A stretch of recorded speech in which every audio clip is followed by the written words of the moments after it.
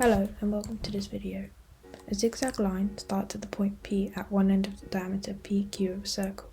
Each of the angles between the zigzag line and the diameter PQ is equal to A as shown. After 4 peaks, the zigzag line ends at point Q. What is the size of angle A? This was taken from the ukmt Pink Kangaroo 2020. If you'd like to give it a go, make sure to pause the video now. Okay, we're going to go through it. So we know that after 2 peaks the zigzag is in the centre as it is at the end after 4. So we can work with half of the semicircle and label the base R as it is the radius. We can now create another isosceles triangle by drawing a line from the centre of the quarter circle to the first peak. This is isosceles because that is also a radius, and this means that the angle from the first peak to the line is also A. Okay, so here is another proof that these two triangles are congruent. So this means that the triangle circled is also isosceles. So now we need to find the angles within that triangle in terms of A. Okay, so this is the triangle drawn out. So let's find angle 1. We know this is 180 take away A.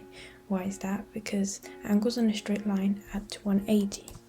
And here we had A, and an unknown angle.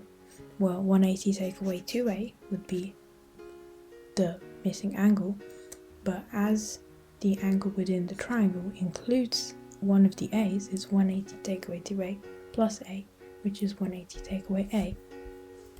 Now for 2, this is 180 take away A plus A, which is 180 take away 2A, because angles in a triangle, in here the triangle POR, which is isosceles, add to 180, and because the two base angles are A, it's 180 take away 2A.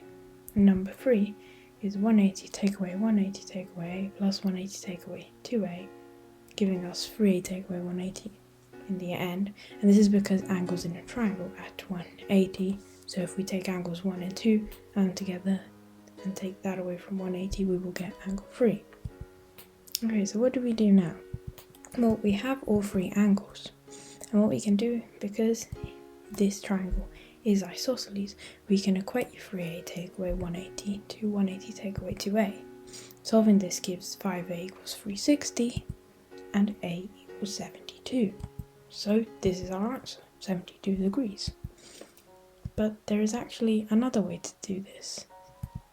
So by joining all the peaks, we can see that this is half of an inscribed decagon, as we can see that here we have 5 sides. So by using this formula, which is n minus 2 times 180 over n, to find the size of an interior angle for a decagon, this is 144. And because A is half of that angle, because the angle at P is bisected by this diameter PQ, that means it is half of the interior angle, so it's 144 divided by 2, which is 72. So that's another way to solve it. So thanks for watching. Don't forget to like and subscribe, and until next time, goodbye.